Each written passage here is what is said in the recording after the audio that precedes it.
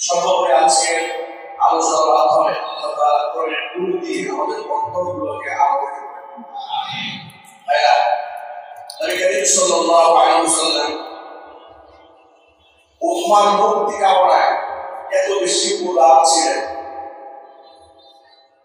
চিহ্নিত মুনাফিক রাইসুল মুনাফিকিন আব্দুল্লাহ ইবনে উবাই ইবনে সালুল তার ইন্তেকালের পরও আল্লাহর হাবিব সাল্লাল্লাহু আলাইহি ওয়াসাল্লাম তার জানাজার নামাজ পড়তে পারিয়েছেন। তিনি যখন জানাজা পড়ালেন, ওমর ফারুক রাদিয়াল্লাহু তাআলা আনহু বললেন, হে আল্লাহর নবী, আপনি এই লোকের জানাজা পড়বেন?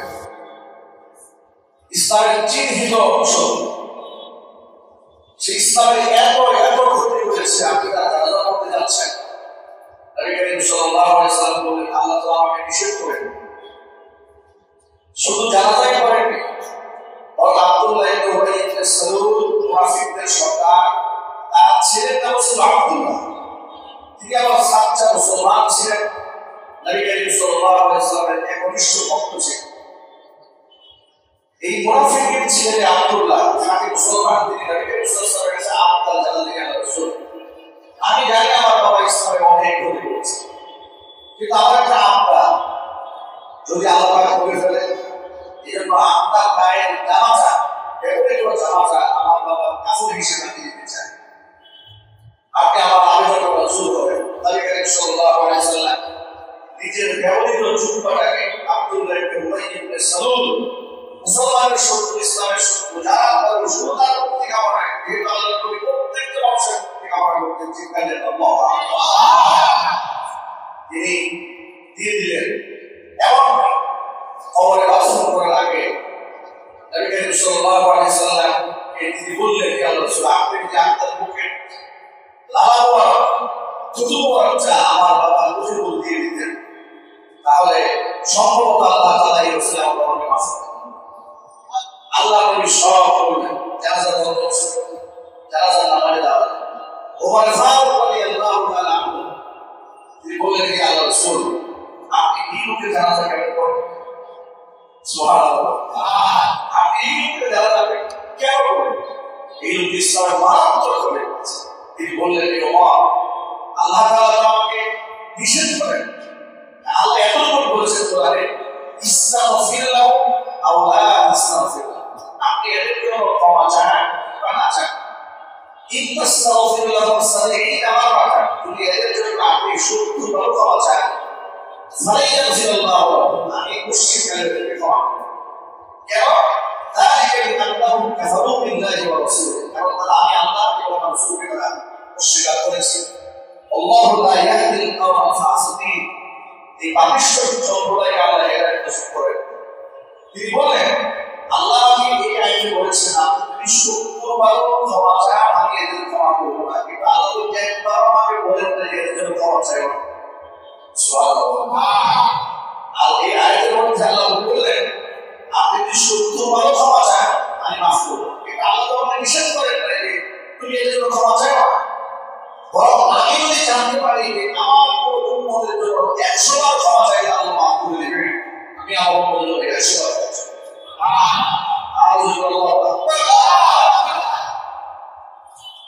উম্মতের দরদি আল্লাহর হাবিব মুনাফিকের সর্দার রাইসুল মুনাফিকিন আব্দুল্লাহ ইবনে উবাই ইবনে সালুলের জানাজার নামাজ শেষ করলেন।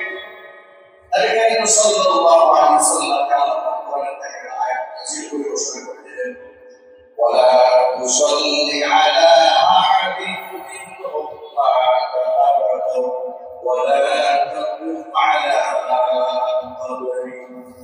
আরবি এই সমস্ত মুনাফিকরা যদি কখনো মারা যায়, আপনি এদের জানাজার নামাজে শামিল হবেন না, এমনকি তাদেরকে দোয়া করার জন্য এদের কবরের সামনে আপনি কখনো দাঁড়াবেন না। ইন্নাহুম কাফারু, কারণ তারা কুফরি করেছে বিল্লাহি, আমি আল্লাহর সাথে, ওয়া রাসূলিহি, আমি আমার রাসূলের সাথে, ওয়া হুম ফাসিকুন, পাপিষ্ঠ অবস্থায় তারা দুনিয়া থেকে চলে গেছে। সুতরাং কাফের জানাজা যেভাবে আপনি পড়েন না, মুনাফিকদের জানাজা আপনি পড়তে পারবেন না। চিহ্নিত মুনাফিক যারা, তাদের জানাজা আপনি পড়বেন, বিশেষ করে দিলেন কে? আল্লাহ। ওমর ফারুক রাদিয়াল্লাহু আনহু তাকে বারণ করেছিলেন যে আপনি ইন্তেজার করবেন, কিন্তু দিল দরদি নবী তিনি বলেছেন যে আমি আমার উম্মতের ব্যাপারে দোয়া করতে নিষেধ করা হয় না। আল্লাহ বলেছেন 70 বার মাপ চাইলে মাপ হবে না, কিন্তু আল্লাহ একবার বলেন না যে মাপ চাই। আমার উম্মতের মুক্তি কামনা যদি আল্লাহর পক্ষ থেকে কোনো মেসেজ আসে 100 বার মাপ চাইলে আল্লাহ মাফ করবে, আমি 100 বার মাপ চাই। ওমর রাদিয়াল্লাহু আনহু চাচ্ছিল রাসূলের জানাজা নামাজ না পড়া।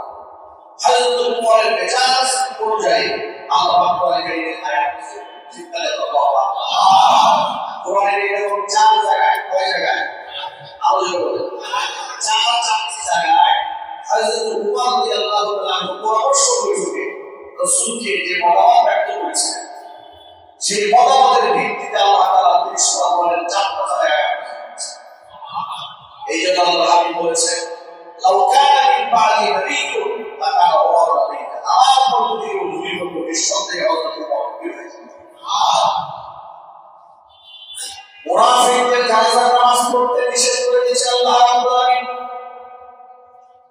এই জন্য আল্লাহ নবী পরবর্তীতে কোন মুনাফিকের জানাজা পড়েননি, এমনকি নবী করিম সাল্লাল্লাহু আলাইহি ওয়াসাল্লাম মুনাফিকদের হত্যা করার বারবার চেষ্টা করেছেন। জিহাদের ময়দান থেকে একদিন মদিনায় তিনি ফিরে আসতেছিলেন সাহাবায়ে কাফেলা নিয়ে তিনি পথ বেয়ে যখন আল্লাহর নবী একাকী চলতেছিলেন আর পিছনে ছিল তার কাফেলা, আর ওই কাফেলার সাথে মুনাফিকদের মুসলমানদের সাথে এসেছিল। মুনাফিক কাকে বলে? মুসলমানদের সাথে মসজিদে নামাজ পড়বে, মুসলমানদের সাথে ওয়াজ মাহফিল করে, মুসলমানদের সাথে হজ করবে, মুসলমানদের সাথে উমরাহ, মুসলমানদের মতো দাড়ি টুপি জুতা পাগড়ি সব থাকবে, কিন্তু আপনি অধিক মনে হবে ওর মতো ইমামদার সমাধান, কিন্তু প্রকৃত অর্থে তার অন্তরের মধ্যে এত শয়তানি, এত নেফাকি, এত গুনাহ, এর অন্তরে কালিমা যদি মানুষ দেখতো তাহলে তার সমাধান হবে। কথা ঠিক কিনা বলেন? তো মুসলমানদের কাফেলার সাথে বিশ্বাস করা হবে না। আল্লাহ নবী সাল্লাল্লাহু আলাইহি ওয়াসাল্লাম চাচ্ছেন হুজুর কাফেলা থেকে একটু অ্যাডভান্সের সামনে গিয়েছে। রাসূল পাক সাল্লাল্লাহু আলাইহি ওয়াসাল্লামের সাথে দুইজন সাহাবী, একজন সামনে একজন পেছনে। সামনে দিকে আছেন তার নাম হচ্ছে আম্মার ইবনে ইয়াসির রাদিয়াল্লাহু তাআলা, পেছনে দিকে আছেন উটকে হাঁটাই নিয়ে যাচ্ছেন তার নাম হচ্ছে হুযায়ফা ইবনে ইয়ামান রাদিয়াল্লাহু তাআলা। তাদের বদলই ছিল মুসলিম ভাইয়ের কাছে। এখন আল্লাহ নবী কাফেলা থেকে একটু আলাদা হয়ে গেছে, মাত্র সাথে ছোট্ট দুইজন, সামনে একটা পেছনে একটা। মুনাফিকরা মনে মনে ভাবলো এই একটা সুযোগ যাচ্ছে, অবস্থার সামনে একা হয়ে গেছে, সঙ্গী মাত্র দুইজন, এই সুযোগে যদি আমরা একত্রিতভাবে যদি আমরা করি তাহলে অবস্থা প্রভাব দেবে। এই বিষয়টি মুসলমানদের ভিতর থেকে বের হয়ে আসছে 12 জন মুনাফিক। কতজন? আল্লাহ বলেন 12 জন মুনাফিক মিলে আল্লাহ হাবিবকে হত্যা করার নিমিত্তে রাসূল বলা ছাপিয়ে আল্লাহ নবী যখন টের পেলেন হুযায়ফা ইবনে ইয়ামানকে বলেন, হুযায়ফা পেছন দিক থেকে মুনাফিকরা হামলা করতেছে, তুমি এদেরকে এত জোরে প্রবেশ করবা এরা যেন কি মন্দিরের সামনে দিকে হাঁটতে না পারে। ওরা যে ঘোড়ার উপর সওয়ার হয়ে আগমন করতেছে, হুযায়ফা ইবনে ইয়ামান বাবা রাসূল হামলা তলোয়ার একখানে তলোয়ার আরেকখানে ঢাল দিয়ে যে ঘোড়ার সামনে আসছে, ঘোড়ার মুখের মধ্যে একটু আঘাত করতেছে, 4-5টা আঘাত সজনে করার পরে ওরা নিজের অবগত হয়ে গেল, বুঝতে পেরেছে যে আমাদের অবস্থা মানুষ দেখে গেছে। ঠিক এই সুযোগে তারা পেছন দিকে সফল হয়। আল্লাহ নবী সাল্লাল্লাহু আলাইহি ওয়াসাল্লাম এই হুযায়ফা ইবনে ইয়ামানকে পরবর্তীতে এই 12 জন মুনাফিকের নাম সহ তাকে বলে দিয়েছেন, ইন্না ফি উম্মতি 12 মুনাফিকা, আমাদের উম্মতের মধ্যে 12 জন মুনাফিক এরকম আছে, লা ইয়াদখুলুনাল জান্নাতা ওয়া লা ইয়াজিদুনা রিহা, ওরা আমার জান্নাত প্রবেশ করবে না, জান্নাতে যাও হয় না হাত্তা ইয়ারজাল জামালু ফি সামদিল ফিয়া, সূর্যের ছিদ্র দিয়ে যেমন উট প্রবেশ করা সম্ভব নয়, মুসলমান নামধারী মুনাফিকদের জান্নাতে কোনদিন প্রবেশ করা সম্ভব। এই হুযায়ফা ইবনে ইয়ামানকে আল্লাহ নবী সাল্লাল্লাহু আলাইহি ওয়াসাল্লাম 12 জন মুনাফিকের নামের তালিকা দিয়েছিলেন, কিন্তু সম্পূর্ণ কারণে এদের নাম সমাজের প্রকাশ করতে আল্লাহ নবী নিষেধ করেছেন। সমাজে এদের নামটা বলা যারা বিশৃঙ্খল অবস্থা তৈরি করে। আজকে দেখুন মুশরিক, যারা হিন্দু কিংবা যারা খ্রিস্টান, তারা অবশ্যই তাদের ব্যাপারে আমাদের সিদ্ধান্ত নেওয়া সহজ। কিন্তু একই মসজিদে নামাজ পড়ে, একই সাথে হজে যায়, উমরায় যায়, কিন্তু ইসলামের আদর্শের বিষয়ে সবচেয়ে বড় শত্রুতাই তারাই করে। এরকম লোক সমাজে আসে না ভাই? আলোচনা বলেন। আশা করে বুঝতে পারবো একজন মুসলমানের শরীয়তের কোন নির্দেশনাকে অবজ্ঞা করার মতো মানসিকতা তৈরি হওয়ার কথা, আল্লাহর সিদ্ধান্ত অবজ্ঞা করার মতো মানসিকতা হওয়ার কথা। মুসলমান হিসেবে তার প্রতি ঈমান এরকম থাকবে যে হুকুম আল্লাহ দিয়েছে, যে হুকুম আল্লাহ রাসূল দিয়েছেন, এখানে আমার কোনো বড় অধিকার নেই। ঠিক কেন বলেন? আপনারা বলেন এই দেশে মুসলমানদের অংশগ্রহণে, মুসলমানদের ঘরে জন্ম নিয়ে, মুসলমানদের পরিচয় বহন করে ইসলামের আদর্শের বিরুদ্ধে কথা বলে, দাড়ি চুরিওয়ালাদের বিরুদ্ধে কথাবার্তা বলে, ইসলামিক রাজনীতির বিরুদ্ধে কথাবার্তা বলে, ইসলামিক শাসন ব্যবস্থার বিরুদ্ধে কথাবার্তা বলে, ইসলামী আইন কানুনের বিরুদ্ধে কথাবার্তা বলে, এরকম লোক মুসলমানদের সমাজে নাই। আলোচনা করেন এরা কি বলে? আপনি দেখে মনে হবে আপনার বলে মুসলমান, তাই মুসলমান শুরু কারই ছিল। আমার প্রিয় ভাইরা, এই যে হুযায়ফা ইবনে ইয়ামানকে আল্লাহ নবী 12 জন মুনাফিকের নাম বলে দিলেন, কিন্তু তাকে মানুষের সামনে নাম প্রচার করতে নিষেধ করে দিলেন। কি বললেন?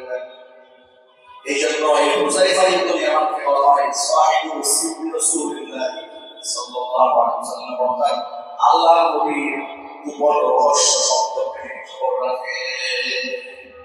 হুজুরের উপর ভেজে জানেন, তার নাম হচ্ছে হুযায়ফা ইবনে ইয়ামান রাদিয়াল্লাহু তাআলা। উমর ইবনে খাত্তাব রাদিয়াল্লাহু তাআলা তার ছিল অবস্থায়, যদি কেউ মারা যেতেন, সাহাবীদের মধ্যে যদি কেউ মারা যেতেন, হযরত উমর খেয়াল করতেন যে হুযায়ফা কার জানাজায় যায়। সুবহানাল্লাহ, কথা বুঝতে পেরেছে? সে তো নাম বলে না, কিন্তু হযরত উমর খেয়াল করতেন যে হুযায়ফা মারা গেল, হুযায়ফা কার জানাজায় যায়। যদি হুযায়ফা জানাজায় যেতে, হযরত উমর তার জানাজার সাথে করতেন, মানে তিনি বুঝতে পারতেন যে এটা মুনাফিক। আর হুযায়ফা ইবনে ইয়ামান যদি কারো জানাজা প্রত্যাখ্যান করতেন, তাহলে উমর বুঝে ফেলতেন নিশ্চয়ই আল্লাহ বলতে মারাত্মকভাবে দেখা গেছে কিন্তু বলে গেছে না, বলে গেছে, এই জন্য তিনি জানাজা দাওয়াতে যাচ্ছেন। আল্লাহু আকবার। এই ওমর ফারুক রাদিয়াল্লাহু তাআলা আনহু আল্লাহর নবী এমন মাহবুব একজন সাহাবা, এমন একজন সাথী, এমনই পেয়ারা যে ওমর সম্পর্কে আল্লাহ নবী সাল্লাল্লাহু আলাইহি ওয়াসাল্লাম বলেছেন যে রাস্তায় উপর হাঁটে, সে রাস্তায় শয়তান হাঁটে। ন্যায় এবং ইনসাফটা গোটা পৃথিবীর মধ্যে একটা শাসনের জন্য মডেল শাসক হচ্ছে ওমর ইবনে খাত্তাব রাদিয়াল্লাহু তাআলা। আল্লাহু আকবার। মডেল শাসকদের মডেল হিসেবে ওমর ফারুককে আল্লাহ দান করেন। ফারুক তার উপাধি, যিনি সত্য এবং মিথ্যার মাঝখানে পার্থক্য সূচিত করেন। এই ওমর রাদিয়াল্লাহু তাআলা আল্লাহর কাছে দোয়া করতে সবসময়, আল্লাহুম্মা রযুকনি শাহাদাতান ফি সাবিলিক ওয়াজআল মাউতি ফি বালাদি রাসূলিক। আল্লাহ তাআলা তোমার পথে আমার শাহাদাত দান করো, তোমার নবীর দেশে আমাকে মৃত্যু দান করো। আল্লাহর কাছে দোয়া করতে পেরেছি, নামাজ অবস্থায় ফজর নামাজে ইমামতি করতেছে আল্লাহ আমার, এমন সময় পিছন দিক থেকে শুক্রবার পেটের মধ্যে সুইতে গাড়ি আঘাত করেছে, পেটটা সম্পূর্ণ থেকে দুই বের হয়ে গিয়েছে। নামাজ শেষ করার পরে ডাক্তার এসে চিকিৎসা দেওয়ার জন্য হাকিম তাকে বললেন, ডাক্তার তাকে বললেন আপনি এক গ্লাস দুধ পান করেন। হযরত ওমরকে দুধ পান করার জন্য দুধ দেওয়ার সাথে সাথে তো নারী বলে বেড়ে গিয়েছে, নারী বলে দিয়া দুধটা বের হয়ে যায়। দৃশ্য দেখে হাকিম ডাক্তার বুঝতে পারলেন তিনি আর বেশিক্ষণ বাঁচতে পারবেন না। তিনি ওমরকে ডেকে বললেন, খলিফাতুল মুসলিমিন, আপনি হয়তো বেশিক্ষণ টিকে থাকতে পারবেন না, আপনার ওই আউলিয়া যারা আছে তাদেরকে কোনো যদি মুসলমান থাকে মুসলমান কোনো ভাগ থাকে সেটা আপনি সেরে ফেলেন, বক্তব্য থাকলে আপনি দিয়ে ফেলেন। তখন তিনি গিয়েছে আব্দুল্লাহ ইবনে ওমরকে ডাকলেন। আব্দুল্লাহ ইবনে ওমরকে ডেকে বললেন, আব্দুল্লাহ তুই আল্লাহর হাবিবের সাহাবী হুযায়ফা ইবনে ইয়ামানকে আমার কাছে ডেকে নিয়ে আসো। হুযায়ফা ইবনে ইয়ামানকে সামনে আনলো। এবার হুযায়ফা ইবনে ইয়ামান ওই রাসূলের উপর রহস্য তিনি জানেন, তাকে হযরত আল্লাহ তাআলা কসম দিয়ে বললেন, ও হুযায়ফা ইবনে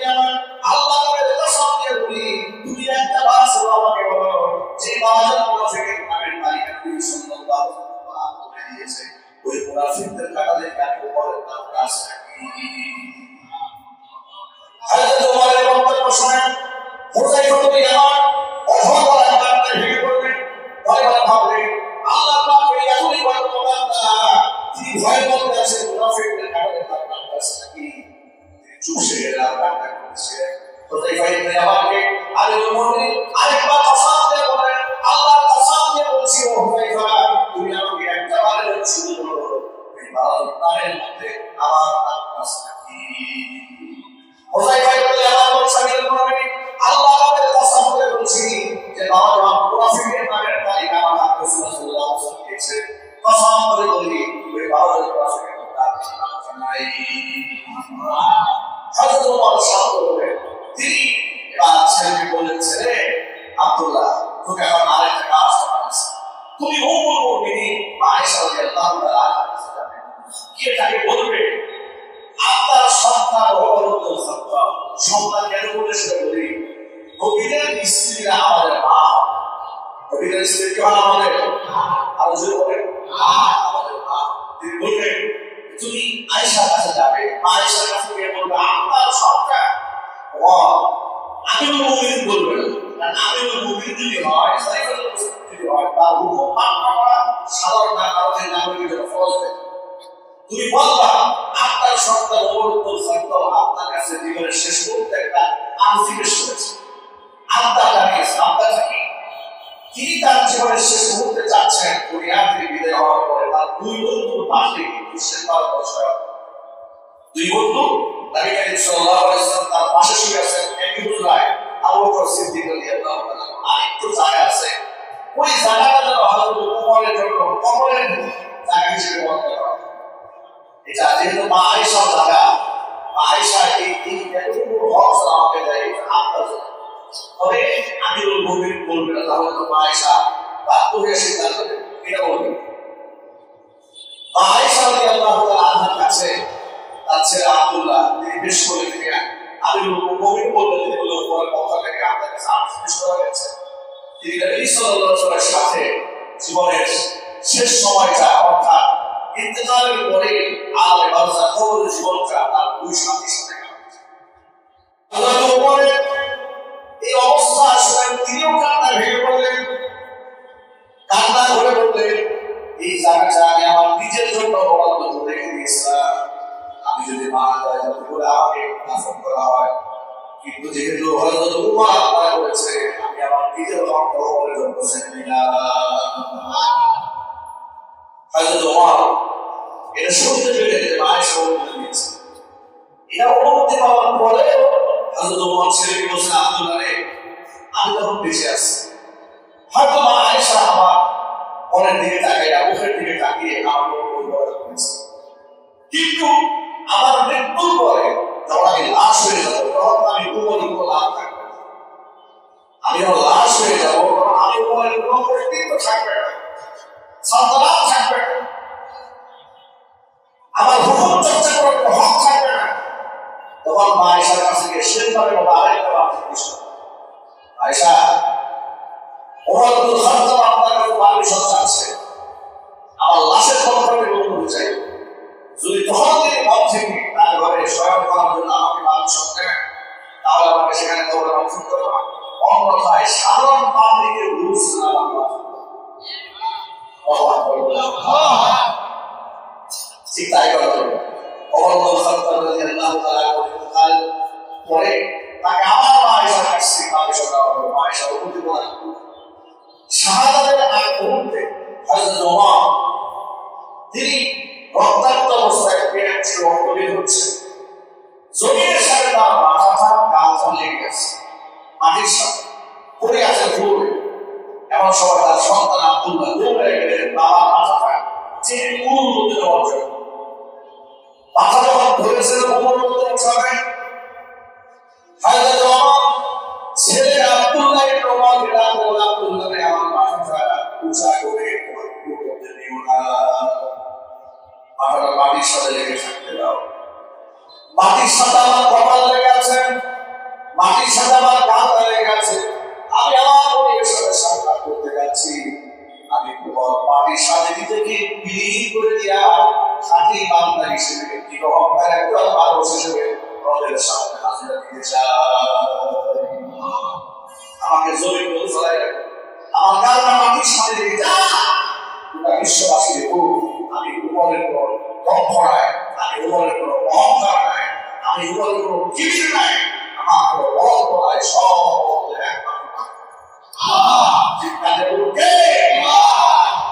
এই হচ্ছে আল্লাহ পাকের জান্নাতের সুসংবাদ প্রাপ্ত বান্দাদের ইমানি হালাত, আমলি হালাত।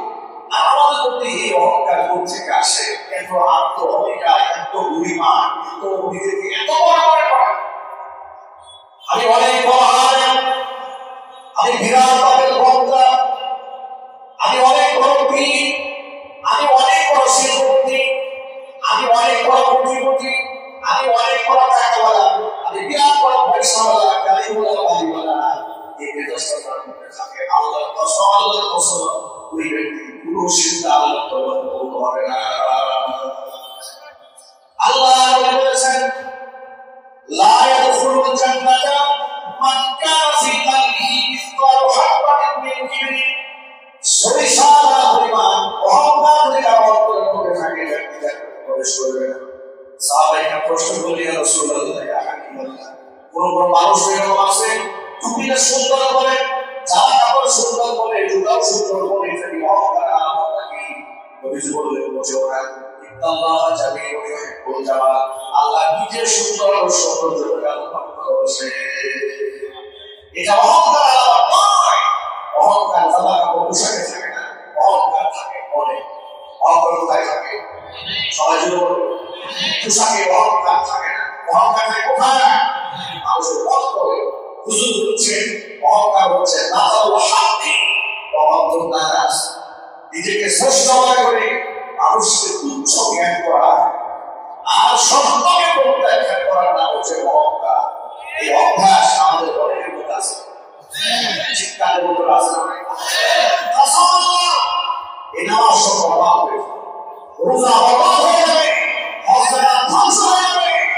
অহংকার করে যাবে রোজা নিজেকে বিচারের বাড়ির সাথে পিছিয়ে হবে, নিকৃষ্ট অবস্থান করে নিজেকে উৎকৃষ্ট অবস্থানে করবে। আল্লাহ বলে, আল্লাহর পক্ষ থেকে যদি ঘোষণা আসে তিনি সব জান্নাতে যাবে, একটা মানুষ জাহান্নামে যাবে, আমার ভয় হয়। আসলে আমি উমর থেকে জাহান্নামে প্রশ্ন করেছি। আবার যদি ঘোষণা আসে পৃথিবীর সমস্ত মানুষ জাহান্নামে যাবে, একটি মানুষ জান্নাতে যাবে, আল্লাহর রহমতের আশা আমার বর্তমানে মুখিয়া করেছি, আমি আল্লাহর রহমতটাকে এত বেশি কামনা করি, আমার বুদ্ধি বলে সব জাহান্নামে গেল, আল্লাহর রহমত আর উপর জান্নাতে চলো। আর ঈমান বাইনাল খাউফি ওয়াল রাজা, ঈমান হচ্ছে আশা এবং ভয়ের মাঝখানে অবস্থান, নাম হচ্ছে ঈমান। আল্লাহর রহমতের আশা করতে হবে, আল্লাহর আযাবের ভয় করতে হবে। সুতরাং অহংকার, দাম্ভিকতা, বড়ত্ব, হাত ছাড়ে আমি কিছু একটা হয়ে গেছি, এই মনোভাব বাদ দিতে হবে। এই মনোভাব আছে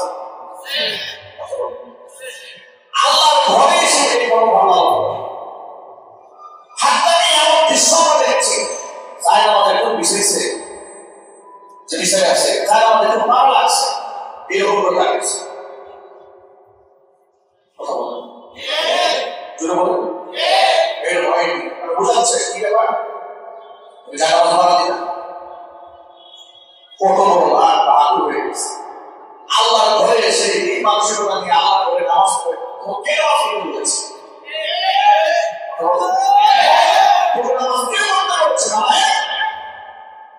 এইবার ভাবনা আল্লাহ ঘরে আসি না, তুমি আল্লাহ ঘরে ঘরে শোনার সময় ভুলো হয়ে ঢুকেছ, ভুলো হয়ে ঠিক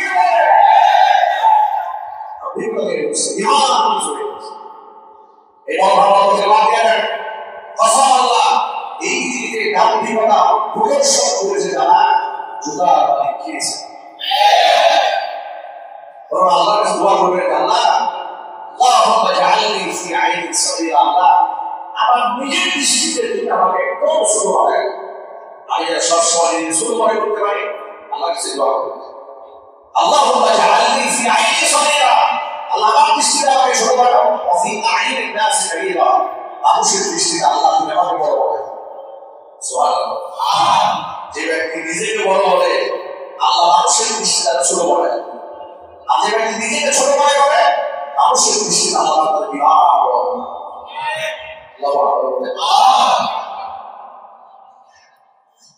আমার প্রিয় ভাইরা, যারা আল্লাহর ওলি হয়ে যায়, যারা আল্লাহর নিকট হয়ে যায়, মানুষের সামনে তারা জানি বলে পছন্দ করে। এই দুনিয়ার মধ্যে শ্রেষ্ঠতম একজন মুফতি, শ্রেষ্ঠতম মুহাদ্দিস, একজন ফকিহ, মাসআলা ইস্তিনবাত করার মতো শ্রেষ্ঠতম যোগ্য ব্যক্তি ইমাম আহমদ ইবনে হাম্বল রাহমাতুল্লাহি আলাইহি। আল্লাহ পাক তার কবরটাকে বেহেশতের বাগান বানায় দিয়েছেন। আমিন। কত বড় ইমাম তিনি, মুসনাদে আহমদ একটা মাত্র কিতাবের মধ্যে হাদিস লিখেছেন তিনি 50,000। আর যদি বলতে হবে সুবহানাল্লাহ, 50,000 হাদিস জমা করেছেন একটা কিতাব। 52 খণ্ডের একটা কিতাব আছে। এত বড় এই জালিম মুসলিম এই বাংলাদেশে কেন বাধা পর্যন্ত এত বড় কিতাবের লেখক যে হাদিসগুলো জমা করছেন, এই সুরাটাও মুহাদ্দিস। আর আমাদের দেশে আমাদের বড় হবে সঠিক বইয়ের মধ্যে 2টা বাংলা তরজমা হাদিস আছে। বুখারী শরীফের তরজমা আছে, মুসলিম শরীফের 2টা হাদিস আছে। হাদিস পড়ার পর থেকে এর মানে এত বড় হয়ে গেছে শরীর, সে নিজেকে মনে করে যে এই হুজুরটা কি বলছে, বুখারী শরীফ পড়েছে, এই হুজুরটা কি বলছে, এই বড় বাবা স্যার আপনি যে একটা জবরদস্ত মুহাদ্দিস বানাই ফেলছেন।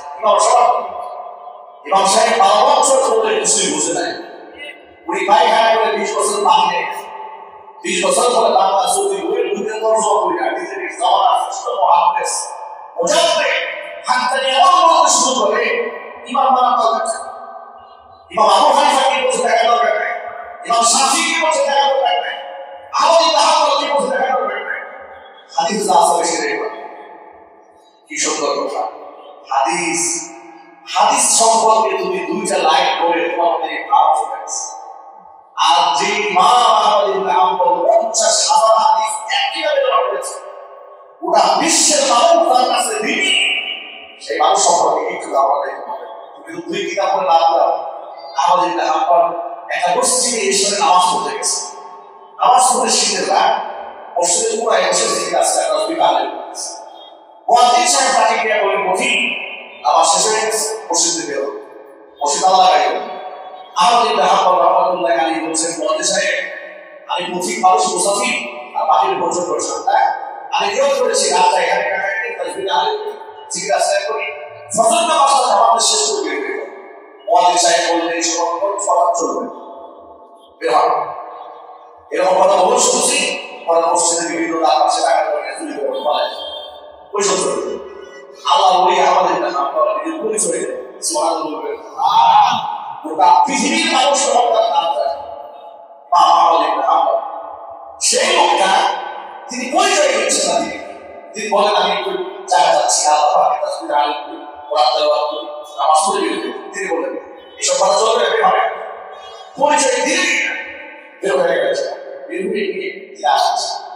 আর জায়গাতে দেখতে পেলেন অদূরে একটা বাজার দেখা যাচ্ছে, একটা ছেলে রুটি বিক্রি করছে। ওই রুটিতে শীতের দিন দেখবেন তাওয়ার মধ্যে রুটি দাম দিচ্ছে, গরম করছে, লোকদের কাছে বিক্রি করছে। আর রাতের বেলায় যারা আসছে, আহমদ ইবনে হাম্বল সেখানে এগিয়ে গেলেন, ইয়াং দোকানদারের পাশে গিয়ে বললেন যে দোকানদার আমি যদি আপনার এই তাওয়ার পাশে বসে একটু শরীরের তাপ গ্রহণ করি একটু অনুমতি আছে? আজিব কথা, তাপ গ্রহণ করবে অনুমতি দিচ্ছে, কোনো সমস্যা নেই, আপনি বসেন, আপনি বসেন। আমার হাতে গলায় কোনো সাথী শক্তি নাই, আপনাকে সাথী হয়ে গেল, তিনি বসেন। আহমদ ইবনে হাম্বল আগুন থেকে তাপ দিচ্ছে, আর এই যুবক ব্যবসায়ী ব্যবহার থেকে মুহাম্মদের ব্যবহার হয়ে যাচ্ছে। দেখতে পেলেন আহমদ ইবনে হাম্বল যুবকের দিকে তাকাই দেখেন যুবক তাওয়ার মধ্যে রুটি যখন তাপ দেয় বলে আস্তাগফিরুল্লাহ, আবার যখন তাওয়া থেকে রুটি উঠায় বলে আস্তাগফিরুল্লাহ, কাস্টমারের কাছে যখন রুটি বিক্রি করে বলে আস্তাগফিরুল্লাহ, তার স্ত্রী যখন টাকা গ্রহণ করে তখন বলে আস্তাগফিরুল্লাহ, মানে যখন ইস্তিগফার ছাড়া সুবিধা চলে না। আহমদ ইবনে হাম্বল এই যুবকের দিকে অমর করে তাকে ভাবছে, সাক্ষাৎ চিন্তা আল্লাহ বলি সুবহানাল্লাহ। খুব অবাক হয়ে গেলেন, ছেলে ব্যবসা করে এরকম আল্লাহ মুখ থেকে ইস্তেগফার ছাড়া কোনো কথা নেই। জিজ্ঞেস করলেন আল্লাহ বান্দা কোথায় করে ইস্তেগফার কেন পাঠ করে? তিনি বললেন ও পথিক সব ইস্তেগফার পাঠায় কি করে? ইস্তেগফার পাঠ করতে করতে আল্লাহর কাছে আমাদের পৌঁছানো হয়েছে। আল্লাহ আমাদের মুস্তাজাবুদ দাওয়া বানিয়ে দিয়েছে। আর এই দোয়া করতে দেরি হয়, আল্লাহর কাছে করতে দেরি হয় না।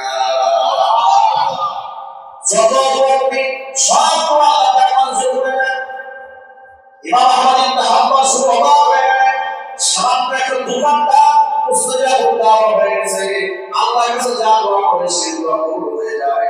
দোকানদার বললেন অতি সরলভাবে আমাকে একটা দোয়া এখনো পর্যন্ত আল্লাহর কাছে কবুল হয়নি, কিন্তু কেন যে হয়নি সেটা আমি জানি না। আহমদ ইবনে হাম্বল জিজ্ঞেস করেন কোন দোয়া? দোকানদার বলে আহমদ ইবনে হাম্বল এই জবাব শ্রেষ্ঠ হয়ে চলে আল্লাহর কাছে কতবার দোয়া করেছে, আল্লাহ জীবনে দেখে তোমার জন্য আহমদ ইবনে হাম্বল দেখতে পারি। আমি জীবনে একবার আহমদ ইবনে হাম্বল দেখতে পারি, জীবনে নিজে তার সাথে আমার সাক্ষাৎ হবে, সাথে আলী করবে এই দোয়াটা আল্লাহ এখন পর্যন্ত আমার তুলে করে। এবার আহমদ ইবনে হাম্বল নিজেকে এখন আর রাখতে পারে আবেগ আহ্ল করে। এবার আহমদ ইবনে হাম্বল বললেন আল্লাহর বান্দা, আল্লাহ পাক তোমার সকল গুনাহ অর্জন করে গেছেন। হাত থেকে সর্বশেষ যে দোয়াটি তুমি আল্লাহর কাছে করেছিলেন, আল্লাহ এবার আহমদ ইবনে হাম্বলের সাথে আমার সাক্ষাৎ করাই দিও, আমার মধ্যে জবাব দিতে পারি। আল্লাহ রাব্বুল আলামিন নিজে আহমদ ইবনে হাম্বলকে মেহমান বানায় তোমাকে হাতে পাঠিয়ে দিয়েছে। নিজের পরিচয় দিয়ে ওকে সাদা আরেকবার করবে যুবক আহমদ ইবনে হাম্বল তোমার উৎসব। এই ছিল পৃথিবীর শ্রেষ্ঠ মুফতি মুহাদ্দিস মাহের, যারা অভিজ্ঞ সম্পন্ন আলেম, গোটা বিশ্ব যাদের কাছে দেখি তাদের আওয়াজ, তাদের আস্থা।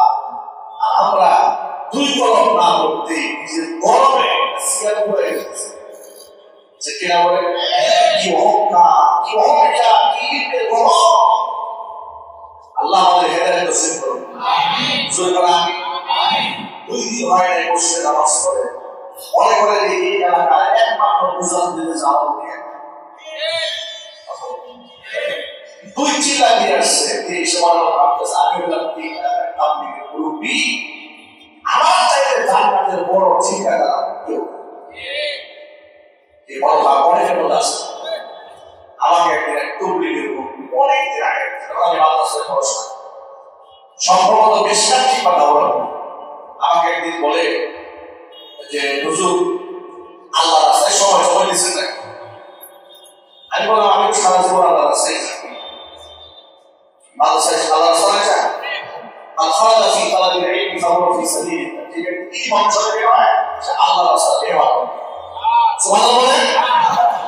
এই বলে না হুজুর আমি এটা বুঝাই তার থেকে সময় কম দিয়েছে। আমি বললাম ঠিক আছে তবে আমি 3 দিনে গিয়েছি, 3 দিন দাওয়াতে গিয়েছি এবং কি 15 দিন পর মাদ্রাসা থেকে টাকায় বসে সম্বোধন করেছি। আমাকে বললেন যত বড় আলেমই হোক না কেন চিল্লা যতক্ষণ না দেবে ততক্ষণ পর্যন্ত কিন্তু ইমাম বুঝতে হবে। তার মেজাজ তো দেখে আমিও তো আলেম হয়ে না কেন চিল্লা দেওয়ার করতাম ইমাম বুঝতে হবে। ওই বললেন ইলম শিখছেন মাদ্রাসা থেকে, আমল আর ইমান শিখেন তো নেই, মেজাজটা কেমন খারাপ হয়ে গেল।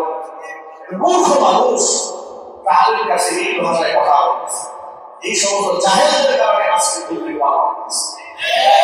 আমার ঠিক না বলে তবলিগ পাওয়া এই জাহেলরা লাগিয়েছে, এই জাহেলরা নিজেদের আলেমের চেয়ে বড় তবলিগ মনে করে। এমন একটা আলেমরা কি বলছে আমরা তবলিগ করতে করতে তো আমরা বুঝাতে দিতে জামা হয়ে গেছে। আল্লাহ রাসূল আলেম শুননা তবলিগ সেটা হকের কাছে হয়ে গেছে, জাহেলের কাছে। নিজেকে বড় মনে করবেন, আল্লাহ রাসূলের সুবহান করেন এই অহংকার হয়ে না। আল্লাহ যেন আমাদের পথ ধরে একমাত্র আল্লাহর বড় তৈরি করে চলতে পারি। নিজেকে বড় বড় রাসূল আছে আমরা সবাই, আমি সবাই জানাচ্ছি আমরা সব গোলাম, কার গোলাম? আল্লাহ কার গোলাম? কত বড় ফ্যাক্টরি তাওয়াদু আলিল্লাহ রাফা'আহু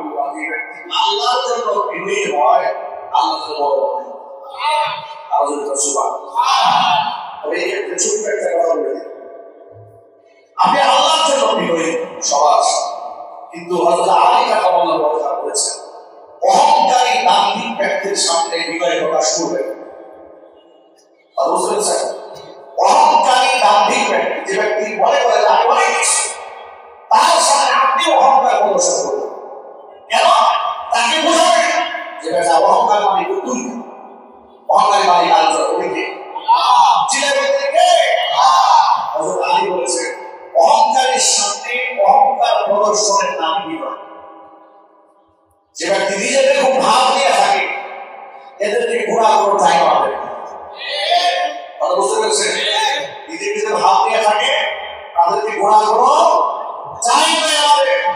আমরা বিনয় তাদের জন্য আল্লাহ ভয় আছে, তারা বিনয় আচরণ করার যোগ্য, আমরা তাদের সাথে বিনয়ী। আর যে ব্যক্তি আলেমদেরকে তুচ্ছ মনে করে, যারা আলেমদেরকে 2 পয়সা কিছু মনে করে, ওই সমস্ত ব্যক্তিদের সামনে আমরা অহংকারী। আর এই অহংকারটা নিজেকে বড় মনে করার জন্য নয়, এই অহংকার হচ্ছে তার অহংকারের জবাব দেওয়ার জন্য, বুঝে দেওয়ার জন্য। অহংকারের মালিক তুমি, অহংকারের মালিক অহংকারের মালিক কে? আল্লাহ বললেন আমাদেরকে অহংকার জিন্দেগি দান করেন। আমার চিন্তা যেমন আমি প্রিয় ভাইরা, আপনারা ইতিমধ্যে সংবাদ পেয়েছেন আলহামদুলিল্লাহ। আমাদের মসজিদের এসির ব্যাপারে আমাদের প্রচেষ্টা চলছে, ইনশাআল্লাহ আমরা চেষ্টা চালাচ্ছি।